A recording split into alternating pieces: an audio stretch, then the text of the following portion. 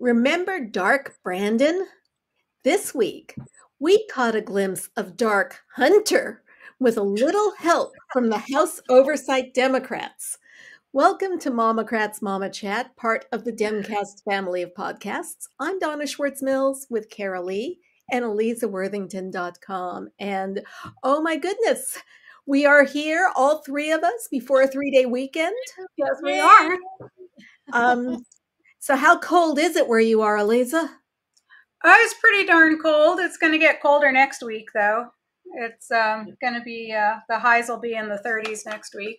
Ooh. So, yeah, it's, January. It could be worse. You could be January in Baltimore. Or north. Yeah, we're knock wood, supposed to get some snow and all that next week. And, fun. Yeah, that's how I like it. Yeah.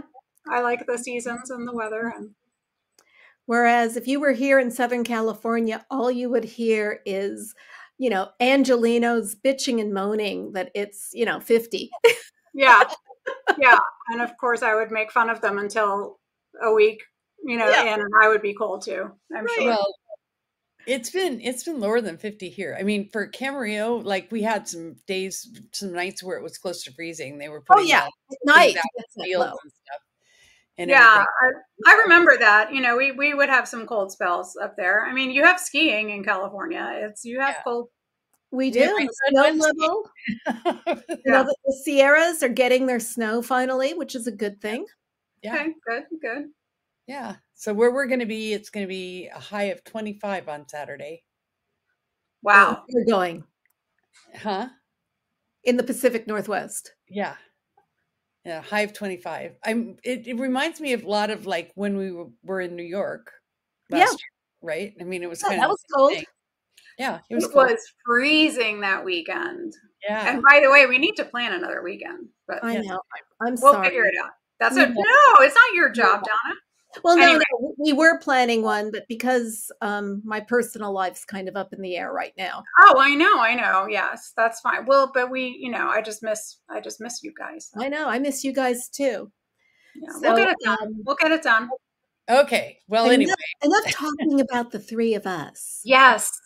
We started the show. We introed the show by talking about Dark Hunter. Do you guys want to start with that? Because that was fun.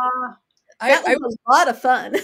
I was just telling my hairstylist about it. So, because I thought it was one of the most awesome moments of the week. And I actually missed it because, that's how I roll. I didn't actually see it until after it happened.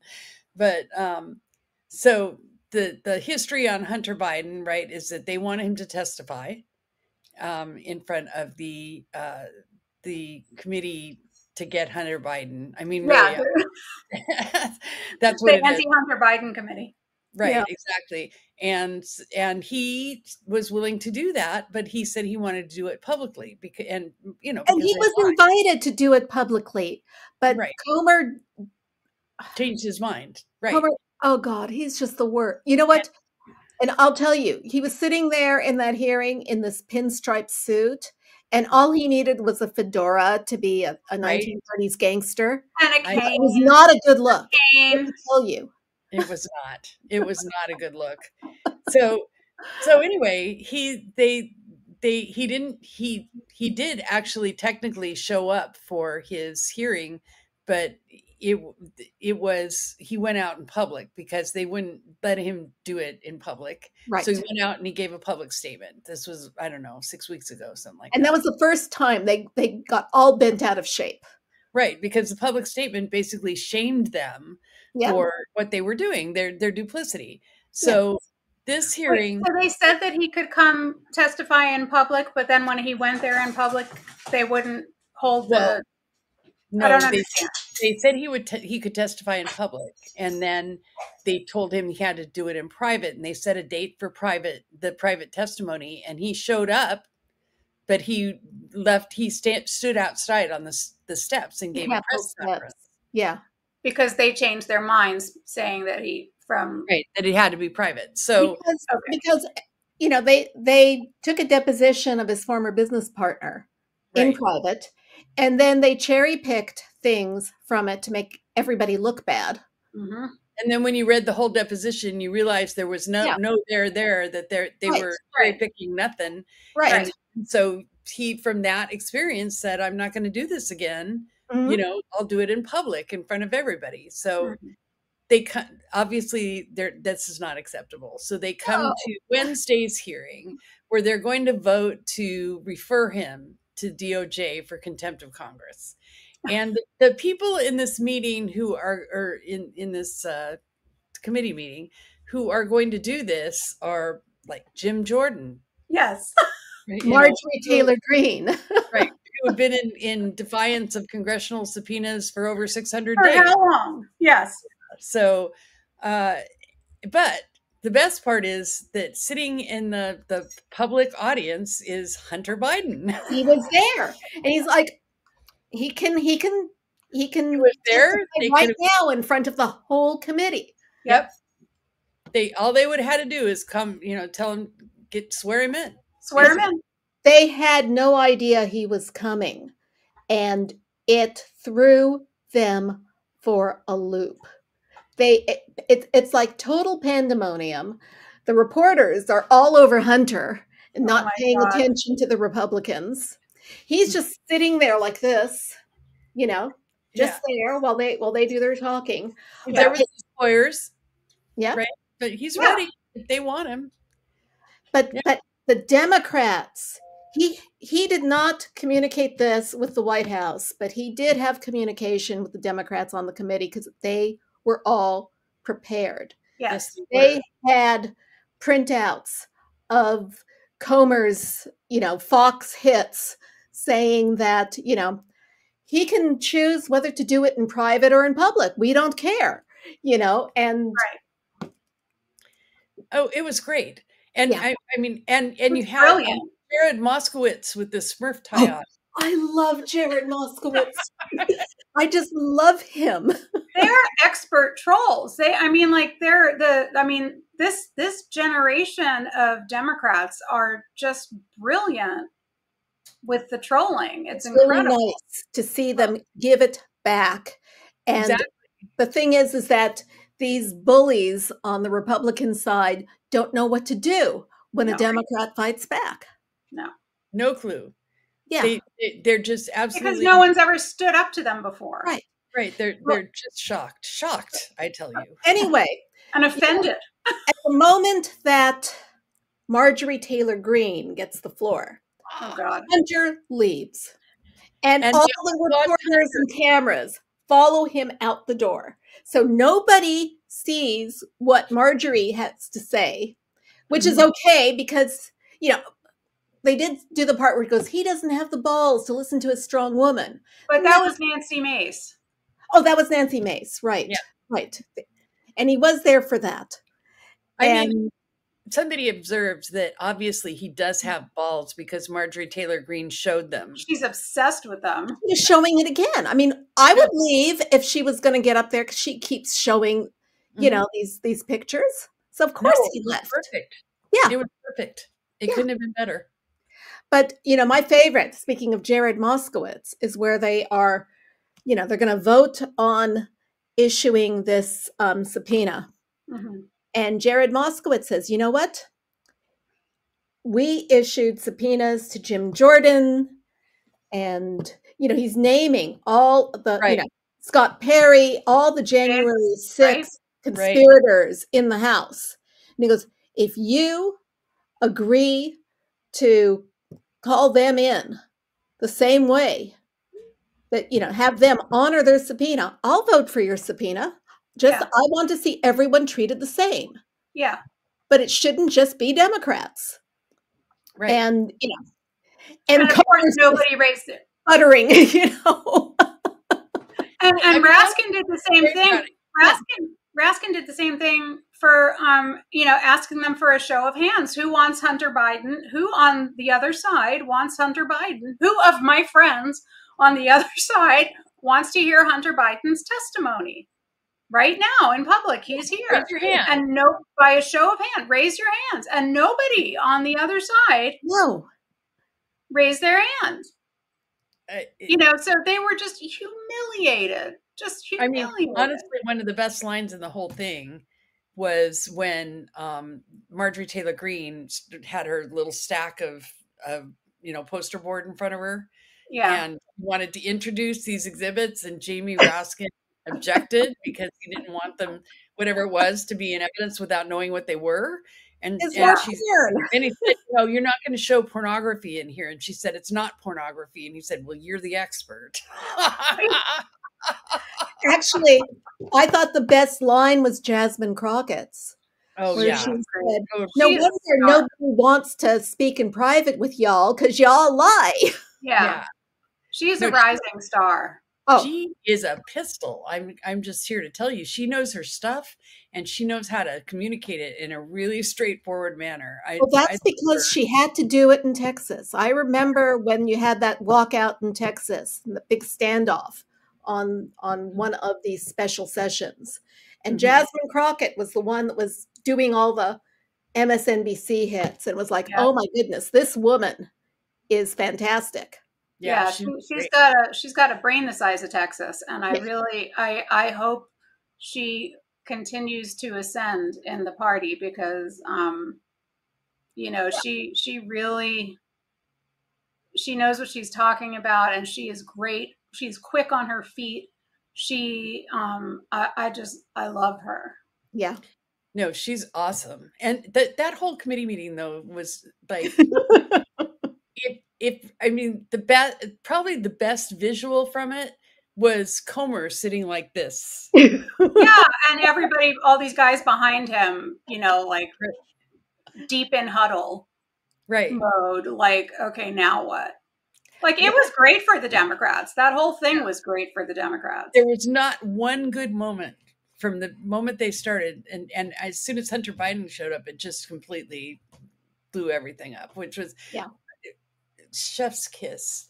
I mean, wherever you are, keep doing what you're doing. Yeah, seriously. Well, today, I don't know if you guys caught this. Norm Eisen had a copy of the letter that Abby Lowell has sent back to the committee. Who's Abby Lowell? I'm sorry. Abby Lowell is Hunter's attorney. Oh, one of them. Okay. Yeah. He's the lead. And he's a bulldog. So okay. But I really should find this this thread that Norm Eisen did, because apparently Abby Lowell now has got Comer in a trap. Really? Yeah. Oh, I like the sound of that. Let's see, Norm Eisen. Yeah, I missed that. Because Comer's such a piece of shit. Okay, here it is. Oh, it's on X. Oh, well. Breaking. Hunter Biden just delivered a devastating blow to the contempt proceedings. This new letter from his counsel, Abby Lowell, shows that the House GOP walked into a trap. They did. Okay, so it's about the fact that, he said that he could do either a public hearing or a private hearing. And he explains that the contempt proceeding suffers from fatal legal infirmities. And the new letter gets into it. It points out the subpoena predates the formal impeachment inquiry, which means that this particular subpoena is null and void. And if that he could be held in contempt for defying it. And as if that weren't bad enough, the letter also points out that the Oversight Committee has seemingly offered a public hearing that is backtracking on their word. And the coup de grace, Hunter is offering to negotiate new testimony or deposition. He's put the committee in a box, and criminal contempt will not be enforced by DOJ in these circumstances. That's true. I was going to point out the fact that, he has screwed up their criminal contempt thing. But honestly, that's not really, they don't really care about that. I mean, they'll still refer it. It won't go anywhere. It's not going to go anywhere, but I mean, they're still going to refer it. And then they're going to whine that he's not, that the DOJ is biased because it's Biden's DOJ. And they referred something about Biden's son, and the DOJ isn't doing anything about it. Right. Right. And Merrick Garland, let's impeach him because impeach Merrick Garland. Right. But I mean, but the whole problem with Biden this is weaponizing the DOJ. problem with this is Projection. there's a government shutdown coming. Yeah.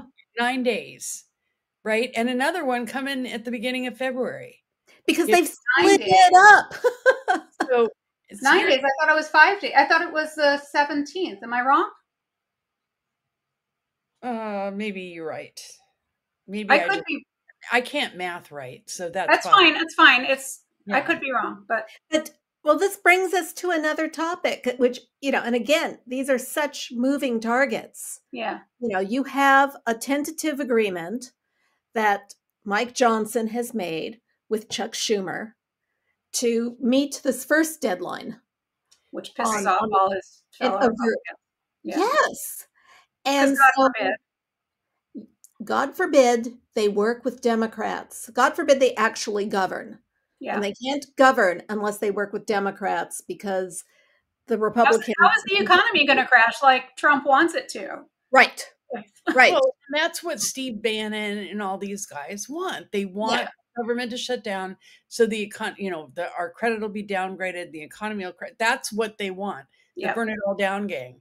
The problem is they'll also lose like the election and the Senate and the House and everything else. And Mike Johnson is at least smart enough to know that. Yeah. Right. I mean, he may not be great at a lot of things, but I think in this one thing, he's actually smart enough to know that they must do this thing. Yeah. Right. Whether they have to or not. And so, Bannon and all those people are throwing fits and they'll all vote against it. But you know what? It's going to get done with the Democrats again doing it. And the funny part of this whole thing is that the framework in which they agreed to everything was Hakeem Jeffries and Chuck Schumer working together. So here's really the Speaker of the House at this point, right? It's Hakeem Jeffries. Yeah. So I mean, but they get a little of what they want and they get a lot of what they don't want. And that's too damn bad. I mean, boo-hoo. Maybe if they made an attempt at governing instead of like showing pictures of Hunter Biden's dick, they might, I rest my case. Yeah. I mean, they choose not to govern, then they have to leave it to the people who will. Right. It's really that simple. And Mike Johnson has a responsibility, by the way, not just to protect the seats of people like Marjorie Taylor Greene, but also the seats of Republicans who don't want to shut down the government. And there are a lot. There are some, yeah. So yeah, here we are. It's going to be, and they've got more of this bullshit coming because all that it is like performative, nanner stuff. It's dumb. Yeah. Kind of like the Iowa caucuses this year. God. Can we just not have to pay attention so much to Iowa? I swear, if there's do we have to pay attention to it? If there's one more town hall, if there's one more stupid interview with these people, I will scream. Well, we had to mention. Okay, I'm sorry. I'm just going to, it's a January 19th deadline, by the way. I just looked it up. So we were both wrong. It's 7 days. 7 days. It's we'll split the difference between 5 and 9. Okay. For whatever that's worth. Happy birthday. Yeah. Huh? That's my mother's birthday. So happy birthday. The government shut down. Yeah, really. Oh God. Boring. It's just all the stuff we have to go through just to have Trump end up being the nominee anyway. Like, why are we doing this? Well, it's so stupid, honestly, because you have Nikki. So it's down to Nikki Haley and Ron DeSantis. Neither one of whom are going to be Trump's number 2. They're not going to. It's just not happening, right? And so their careers are effectively ended at this point. Yeah. Ron DeSantis will go back to Florida, but Florida won't do anything with him after this. And I don't think I just don't. I don't think he's super popular down there. Media is so invested in making a horse race out of this and pretending like they're legit, covering the whole election by covering all these Iowa caucus people and everything. It's just, it is boring, but it's also scary. Have you heard any interviews with Yes. people? Yes, it's What? terrifying. What's wrong with them? Do they need like different water or what? I mean, something's not right. They Sorry. need a different satellite feed. God. I mean, the ones that think that Trump's their Lord and Savior are the ones that just make me want to go bang my head against a wall. What is the matter with you people? And they need deprogramming, and I'm not even exaggerating. That's part of it, but I'm reading Tim Alberta's book, The Kingdom. Oh, yeah, that looks like a frightening book. Okay. What's the book? I cannot, The Kingdom, the Power, and the Glory by Tim Alberta. He used to work for Politico. Awful. Sounds terrifying. I'm going to tell you, it's a must read. And the reason it is because you absolutely begin to understand where these people are coming from and how, and it isn't just Fox News. It isn't just, they're getting this stuff in their churches. Like, and they don't ever reconcile all the things that are wrong with what they're thinking. Like, and he's really good in this book about actually, he's a Christian himself. He comes from that world, so he has an inherent understanding of it, and he's really good at showing the hypocrisy without telling it. In other words, like, he'll just interview these guys and ask them questions, and the answers give you a lot of insight into what's going on, but also, even more than that, like how they get to this point in the first place. I mean, I know it sounds scary, and it to some extent is infuriating. As a Christian, it infuriates me. I mean, I just find myself filled with righteous anger, and I'm walking up these hills like while I'm listening to it. Going, as a Jew, it fills me with fear. Yeah, are you reading the book too? No, but I know I have this visceral reaction. You know, ever since I was a little kid and had my first radio and had the radio on a Sunday morning and heard what people were saying about me. Yeah. And it was the first time I understood or knew how the world looked at us. Yeah. Yeah. Well, there is not a lot of that in this book. I mean, if that makes you feel any better. Because we don't count. You know, we're not real Americans. No, it's not. No, it's not about us. I know that. Focus is on how these evangelicals get hoodwinked, basically, into abandoning all their values and doing exactly the opposite of what they're supposed to be doing. And but I mean, are they really abandoning their values? Absolutely are. Yes. No question. It's absolutely. These are people who were genuinely deeply good, open-minded people who all of a sudden a flip switched and they became horrible moral bigots, or these people who were already sort of pretty conservative but decent people. You know, they wouldn't spit on a black person, but they wouldn't love it if their daughter married one. And then they just got, you know, they just needed a little shove to get fully into the Trump mindset. It's a 50-year shove. Yeah, it's a 50. No, I mean, they're basically, so, I mean, I don't think it's fair to take people like from 50 years ago and those attitudes and try to put them into today and say, I am not taking, but I'm taking people now. I'm talking about people now. I'm talking about how evangelicals who go to church, who are taught things, literally turn their back on what they're taught, right? One of the things you're taught right from the beginning is that you love your neighbor as yourself, right? And you love the Lord your God more than any other, right? And these people are idolizing Donald Trump, and they're wanting to shoot people at the border. How did they get to that place? And the way they got to that place was the Republican Party literally taking over churches. I mean, it's the sin. I always thought it was the church that took over the Republican Party. And it's not. It's not. And that's one of the things that he goes through in this, is how that happened. How they co-opted evangelicals for their own political power. So yeah, no, Aliza, they weren't perfect. They had biases, but they would still be good people. I mean, I can reach back to my childhood and think about the people I knew that were good people, that were who were going down and helping the poor and everything, who today would spit on them. Yeah. Mm-hmm. Trying to criminalize homelessness. You didn't see that in the 1970s. No. I mean, you didn't see as many homeless people either because we had a safety net, or more of a safety net. No, but you still saw people who hated. I mean, in the 70s, there were plenty of people who would go to church and still hate, you know. Oh, you'll have hypocrites no matter what. Yeah, I mean, and there's bigots and everything else, and he actually does address that head on in this book. Sure, there was bigot, especially in the South, right? The Southern Baptists were notorious bigots. Yeah. Right, and they've turned that around and because of the power. That's what they're after, is the power.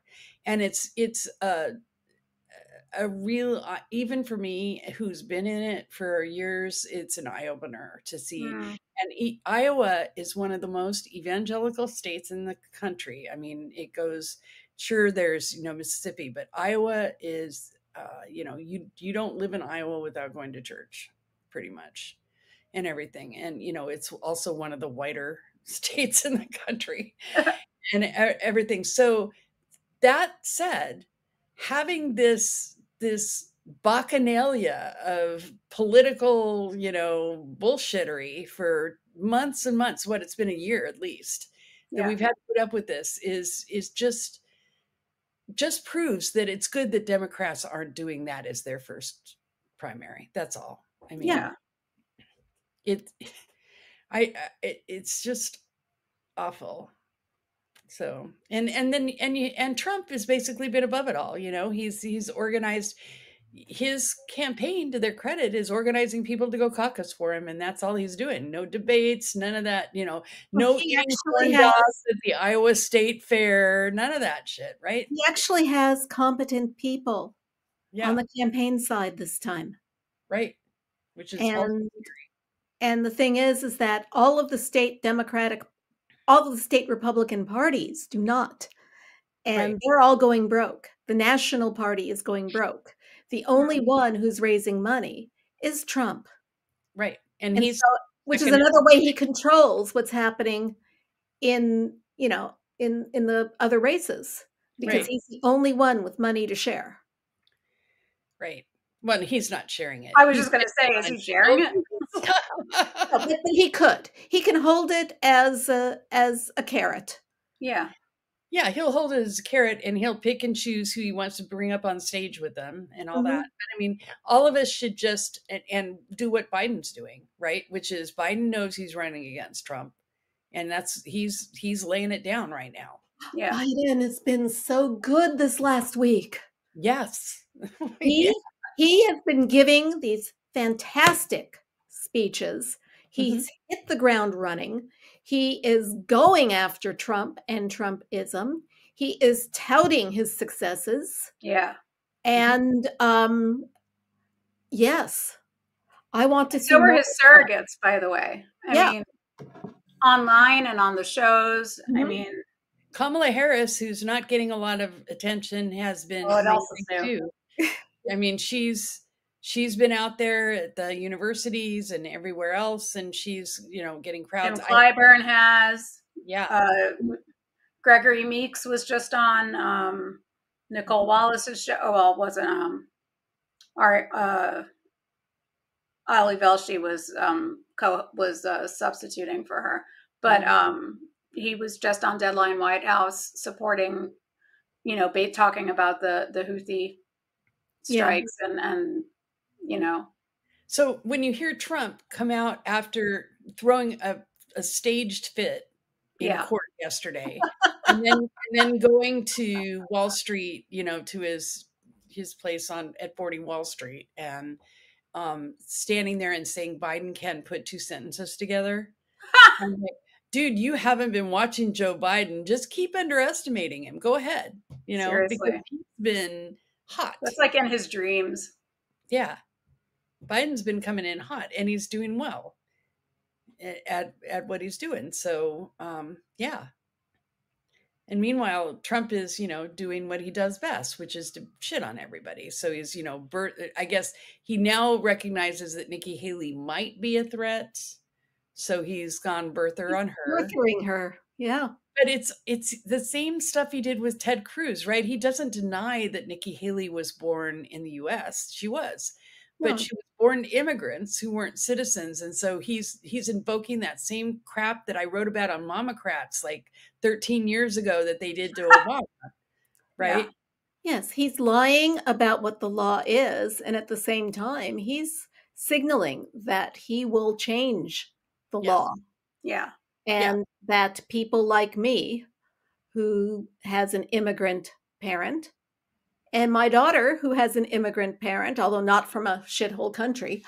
Your daughter will be fine because that immigration is fine. I will be deported, God knows where, Yeah. since I lived for my whole 67 years here. Yeah.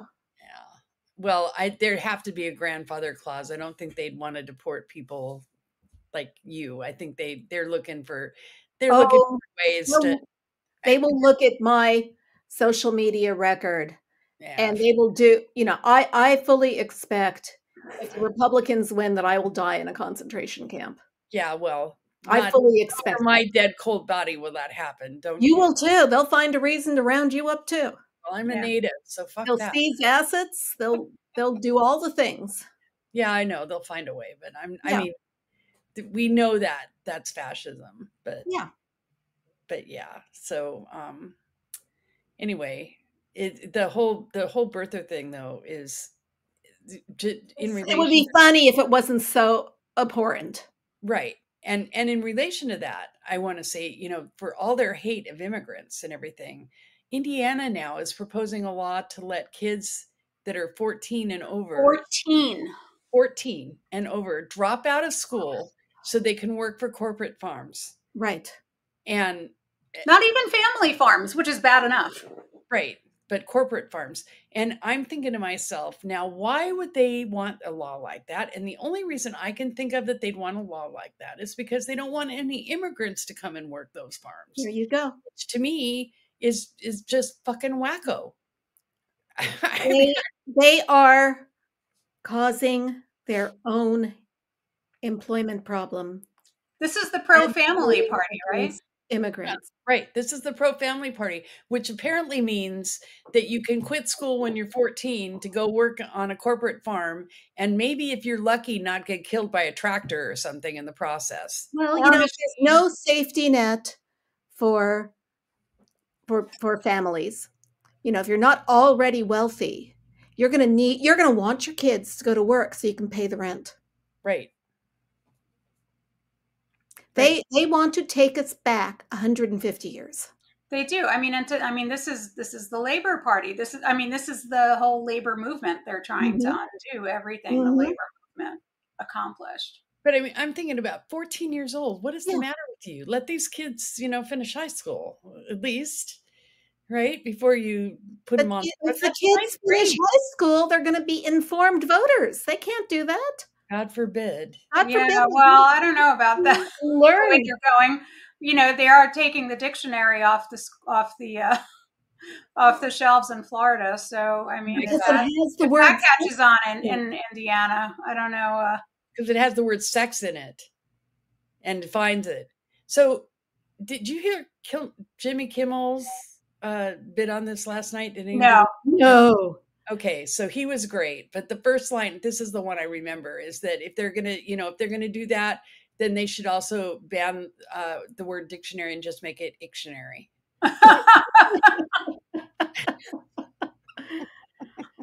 Yeah, it's true. Like any book that has the word dictionary in it is right. It's ridiculous. Mm-hmm. They're just in a race to the bottom, and there is no bottom. It follows their adage that they're just throwing as much shit as they can in, right? It's chaos theory, right? They're putting as much out there as they can to drive people like us crazy who have rational minds and think rationally.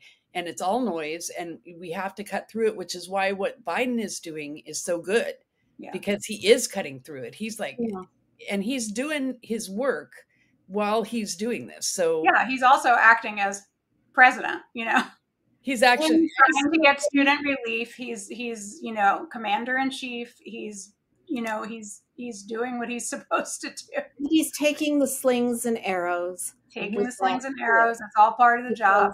I mean, my favorite thing this week has been to click on every Biden social media post. Yeah. And go into the comments and then block all the trolls. Me too. I do it too. You know? I mean, okay, let's start doing that. I'll bet that would be really satisfying. Let's see how long it takes before I see my first genocide Joe. Okay, there we go. Yeah. Right. Well, and this week we have him finally, thank God, bombing, doing targeted airstrikes against the Houthis, which needed to happen. For all those people who are wrongly asserting, like Ro Khanna, who's saying that he had to have a declaration of war first. Nope. No, he's authorized to do this. They had a UN resolution. He's got a coalition of 20 other nations behind him. Yep. And they're actually trying not to have this war spread, although Iran has other ideas. Iran I wonder what would have happened if Trump had not blown up the Obama administration's deal with Iran. Right. And I mean, this is what he has to do. And it's not that much different, by the way, than what Clinton did back in with Serbia and Yugoslavia. Yeah. Well, they didn't like that either. Yeah, I know. You guys, the message is, we've told you and we've told you, and you fucked around, and now you're going to find out. I mean, and this is what Gregory Meeks was saying on Deadline White House. Mm-hmm. Ali Velshi was like, what do you say to the people who feel like he didn't do enough or properly follow the law in terms of, he did advise Congress that he was doing this. Yes, he did. And, that Gregory Meeks said, well, I would tell them that they need to go read the War Powers Act, because he's absolutely within his rights to do what he was doing. The law says blah, blah, blah, and that's, right. And everything. So, I mean, there's a lot of he was talking about people in Congress. He was talking about his colleagues who were, bitching and moaning that they weren't, I'd venture a guess that Ro Khanna hasn't read much history either. Oh, yeah. There's that. I mean, so I'm sorry, he's not a favorite of mine. Me neither. I'd take my Conda back any day of the week. He's good when he's good, but he's not always good. Yeah. Yeah. So, but I mean, this is what they need to do. They can't just let these, attacks on the shipping lanes and everything go unanswered. Yeah. That's, as long as they do that, it's like, well, come on, come on, Iran, let's attack some more warships. What the hell? I mean, right now the Suez Canal is unpassable. You're right. So he's doing right thing. Yeah. So we also learned this week that Roger Stone was trying to get the Proud Boys to assassinate Eric Swalwell. This, to me, I'm shocked by this. I know. Why am I shocked by this? But I was so shocked by this. It's shocking and yet not shocking. Well, right. I mean, Roger Stone's always been a dirty trickster, but I have not ever put him in the hitman, right? Right. I mean, that's not a thing for me. And then here we go. And it wasn't just Eric Swalwell. It shouldn't surprise me, but it was Eric Swalwell and Nadler. Right. Yeah. One of them's got to die before November. Yeah. And I'm like, I mean, even when I have conversations with people about how I wish that we didn't have to deal with these wackos all the time, I can honestly say that I've never said, one of them has to die. I would never say that. Well, I may have said that I hope that Trump strokes out. Well, that's different, but I'm not going to kill him. No. That's the thing. And that's, I mean, Roger Stone should be in jail. Why is he not in does. jail? And why is he not like held responsible for more of January 6th? I don't get it. I don't get why he's not like one of the top players. I don't either. I don't, I mean, that pardon that he got, that was for things before January 6th. Right. If anything that happened after January 6th, I would think he's fair game. I would think so too.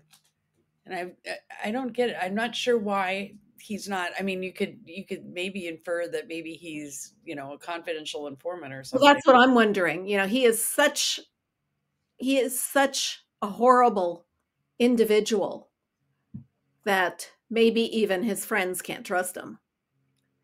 See, Ali Alexander's another one I don't understand Yeah. why he got off, and he is. So do you think they are? Do you think they're giving information to the government? Like, would they? In Ali Alexander's case, I wouldn't put it past him. I wouldn't put it past him. I mean, he's only in it for he's himself. so slimy. Yeah, such a sleaze. As far as Roger Stone, he's a sleaze too, and he's certainly in it for himself. But it seemed like he had some kind of basic loyalties that would keep him from doing that, but maybe not. I mean, maybe he doesn't. I don't know. I can only speculate, but it just seems weird to me that he's not held more. Hello, dog. There's a dog. Yeah, she's kind of going a little crazy. She's rubbing all over the. Oh, you can say where is she? Hello. That's a puppy. She's like, someone talking to me? Yeah, there's a puppy. Okay, sorry. Try and turn the other way. Show you now she's embarrassed. Yes, you've got everybody's attention. Okay. So anyway, I don't know what. But yeah, that I was again. I mean, I guess it's a good thing that I'm still able to be shocked and surprised by things, but I found that really, really shocking. I did too. It was shocking. It is shocking. But again, like, why isn't he being like investigated? Why isn't he being arrested? Maybe he is, and we don't know everything. I guess I don't know. We don't know everything. I also do think that the breadth of the conspiracy, the crimes involved with trying to overturn our election, and the stochastic terrorism that's going on right now with the swatting and the bomb threats and everything else. I don't think the Department of Justice has enough personnel to handle all of it at once like this. I agree. I don't think that's true. I'm sure that's true. We should talk about the swatting because that is really getting out of hand. I mean, so the judge basically tells Trump, no, you can't give your closing arguments. And the next day there's a bomb threat at the judge's house. Yeah. So he was swatted there. That was the second time. He'd been swatted before. So is the clerk, I guess. I mean, and we should point out that Donald Trump published the address, the name of the clerk. Yeah. Yep. So it wasn't all that hard to find out. Donald Trump, a couple of years ago, he doxed Barack Obama publishing his address. Right. In DC, right? His DC address. Yeah. Yeah. And everything. And he does this, and then he shit talks him, and he knows what he's doing. Yes, he knows what he's doing, just like he did on January 6th, know what he was doing. There was he's saying, nice country you've got here. If you are going to convict me, expect to see terror all over the country. You think January 6th was just a rehearsal? Yeah. Right. Exactly. That's what he's saying. I mean, he essentially said that in one of his statements that I translated transcribed. Right, well, you're not wrong. You're not totally wrong. He's speaking in dog whistles and foghorns and things. You do have to translate a little. He didn't say mayhem, but he said something similar to that. Bedlam. Bedlam. It's going to be bedlam. Yeah. Yeah. Everywhere. And this was, we haven't even talked about the absolute immunity, right? I mean, so This is a guy whose lawyers went into an appellate court. Right. We need to talk about this. Right, and argued that a president could assassinate his political rival and not be prosecuted for it after he left office. So and that was the hypothetical that was given, and the lawyer argued that the only way he could be prosecuted was if he was impeached and then convicted in the Senate. So take that to its logical extreme. You're impeached and now it's in the Senate, and there's maybe this was Raskin who made this argument that I'm putting out there now. And maybe there's 3 senators that will vote your way. And if you get rid of those 3, then you won't be convicted in the Senate, and then you won't be prosecuted when you leave office. So it'll all work out. I mean, this is the most insane argument I have ever heard for anything. Yeah, no, which is why everybody has focused on this. Yeah. Because it is absolutely insane. Although it did inspire my favorite meme of the week. Oh, which one? Smiling Joe Biden on the phone going, "Hey, SEAL Team 6." I didn't see that. Yeah, I mean, you think about for a second that this is that right now, Joe Biden is the president of the United States and Donald Trump is the rival.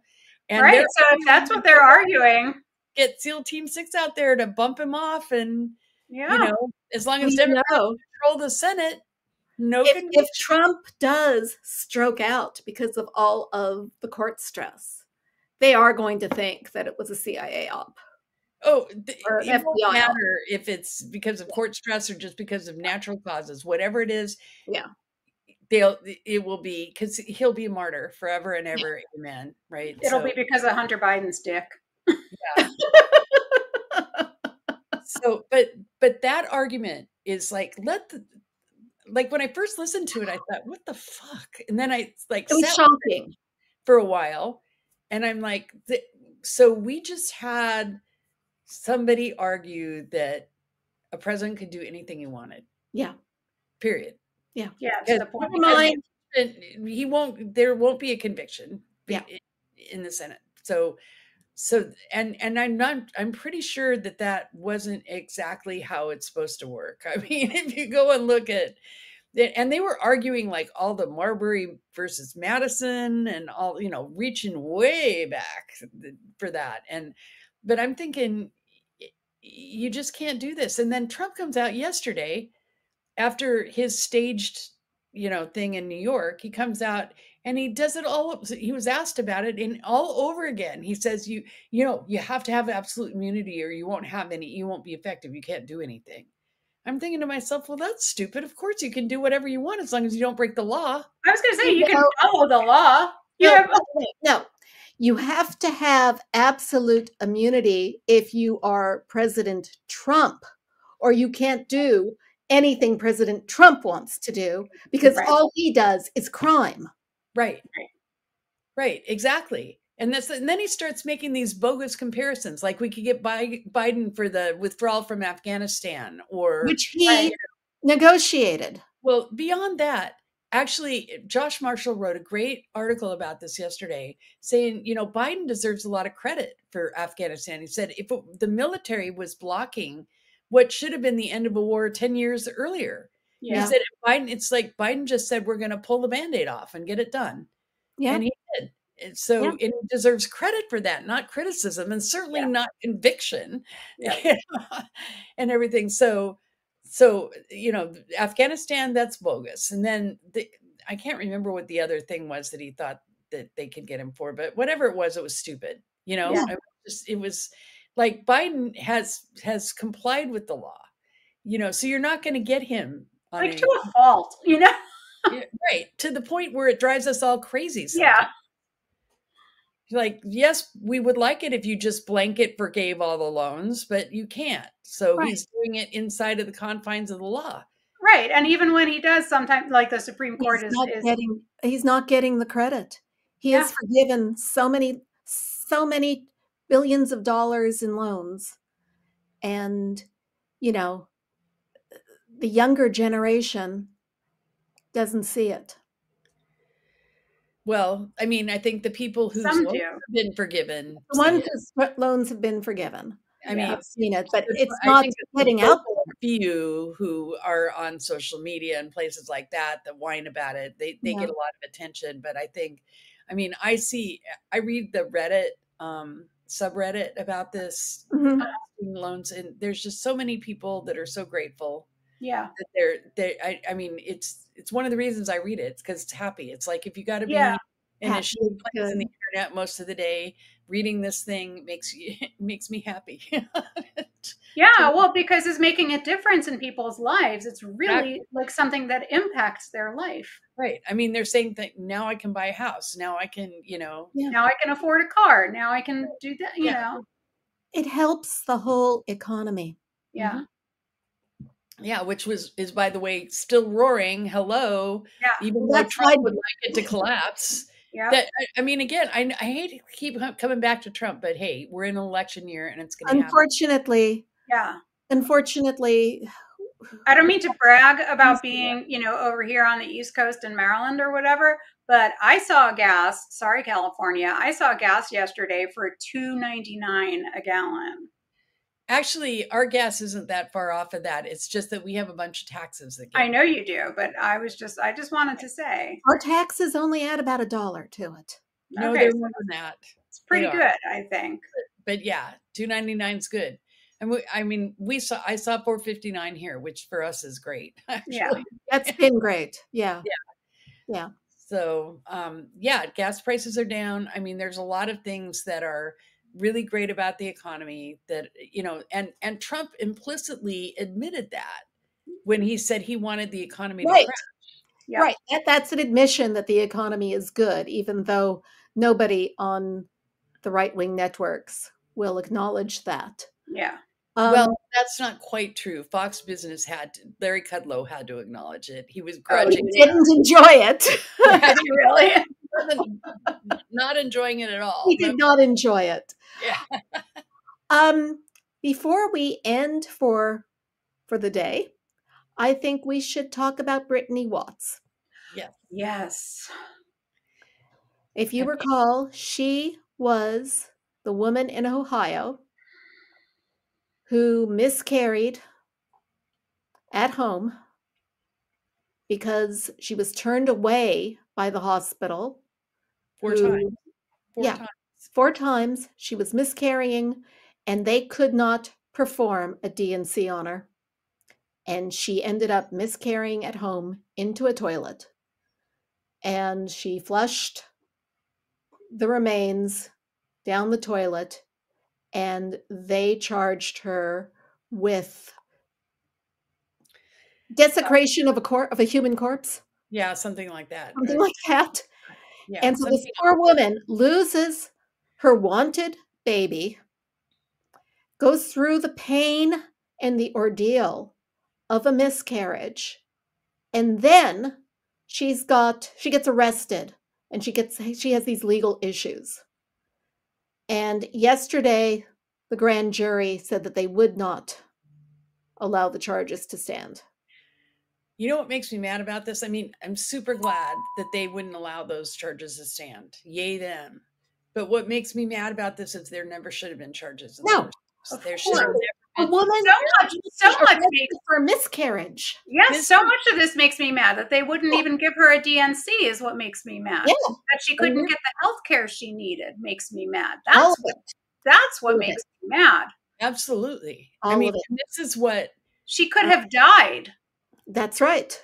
But they don't care. Well, we know now that a woman in Texas did die.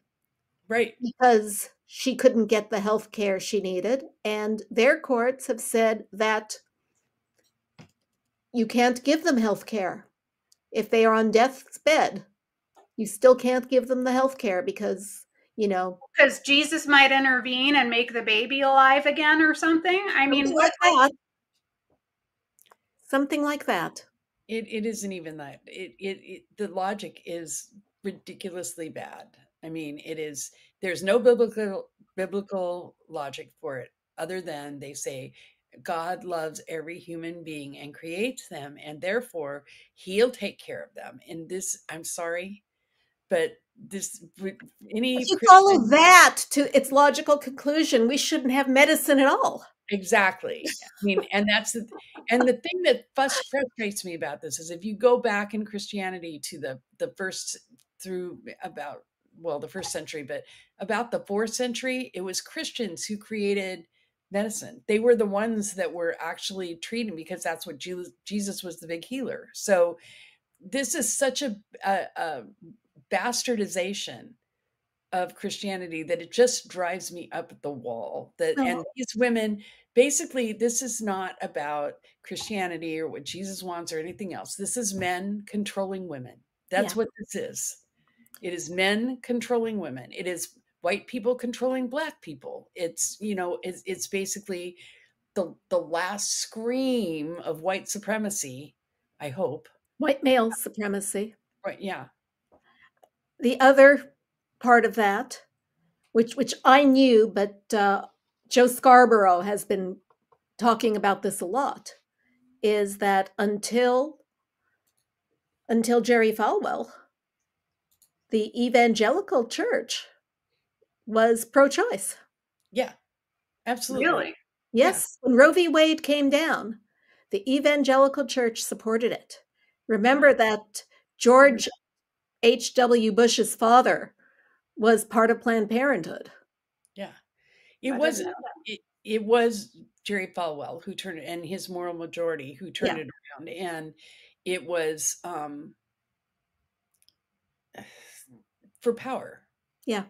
It was for power. Yeah. That's all it was. It was like the Southern strategy. Right.